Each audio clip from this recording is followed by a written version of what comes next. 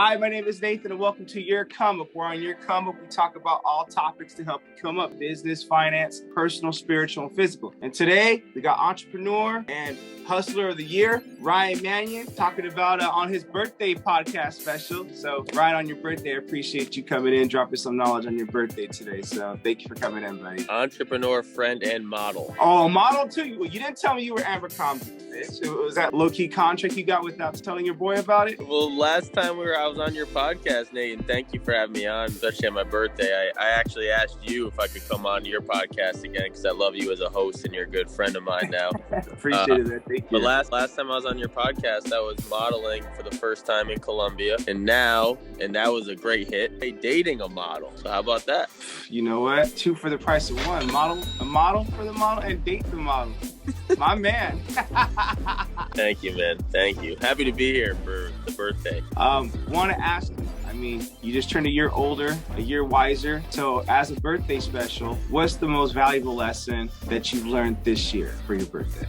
I want to give you three. Okay. First one is around storytelling. So I had the amazing opportunity to sit right next to the world's greatest sports agent. Mm-hmm. And what I've learned from him is the power of storytelling. So Nate, when you come to ask me now about like book thinkers as an example, I'm going to tell you a story about how disciplined I am as a person. Right. So you say anything. It could be, hey Ryan, how'd you get into book thinkers? Hey Ryan, who's your partner at book thinkers? When did you get into book thinkers? Whatever that is, I'm going to give you a story that I've prefabricated that tells you how disciplined I am. So this is an example.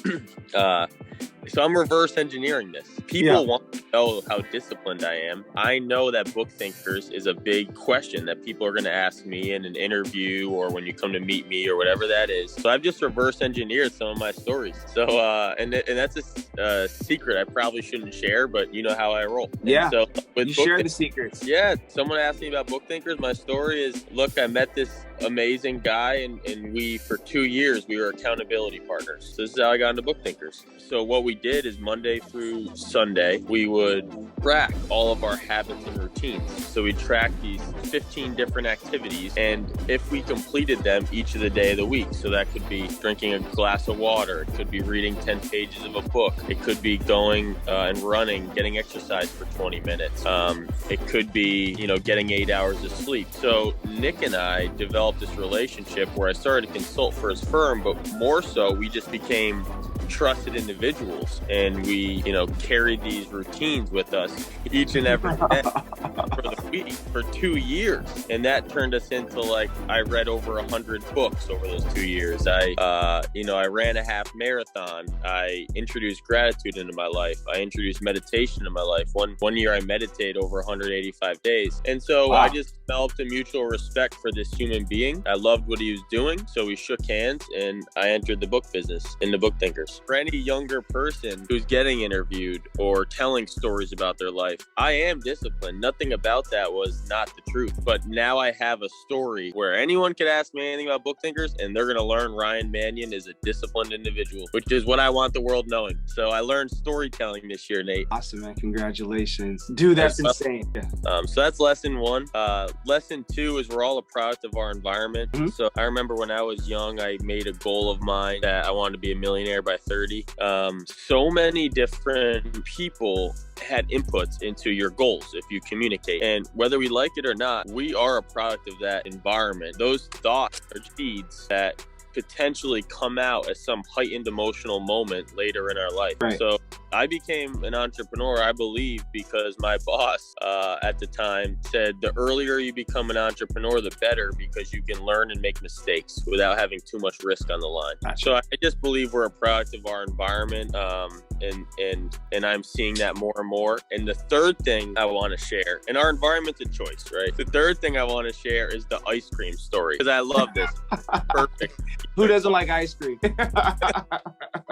So the ice cream story goes like this. On Tuesday, kid goes to his mom and says, "Hey mom, could I have some ice cream?" And his mom goes, No ice cream for you today, son. On Thursday, he goes back and he goes, "Mom, it's so hot out today. Could I have some ice cream?" And she's like, No ice cream today. "But it's so hot. No ice cream today." Friday, same thing. No ice cream. Saturday, he wakes up and he goes in the neighborhood and he shoots hoop with his friends for an hour. And then he comes home and it's lunchtime and he helps his mom, put the deli meat on the table, and he engages in conversation. And then they have lunch together. And then after lunch, he says, "Hey mom, can I go get ice cream?" And she says, "Of course. Let's go get some ice cream." So the point is, the more that you give, the more that you will receive. No one will ever forget that ice cream story, for one. That is a very excellent point. When you give something, people feel compelled to give you something back of equal, if not greater value, just because you gave first. And so you broke the ice first. Or in that case, you melted the ice cream, so let me get you one. So that's awesome, man. Congratulations. And also, I know you got the gratitude room coming up. So Ryan, I thank you again for your time, for coming on the show and dropping some nuggets of wisdom for your 2022 birthday year. So we're gonna be doing this again, because every year we become wiser. So what do you say? And we got to do this again before your birthday as well. I think pretty soon we got to get sponsored. So I know right now I always stay sponsored by Sexy. It's a fake sponsorship, but I like it. And today's show was sponsored by Yapix and Rated Comics. And also, I'm an author of 4 books. Link in the description, but we'll go right back to it. Be great, man. Yeah, I just turned 30. I appreciate it, and it's great. I'm sorry, I just turned 31. And it's great to be with you on your podcast. Likewise, Ryan. I'll be seeing you in gratitude room, man. You take care and stay well. All right, cheers, Nate.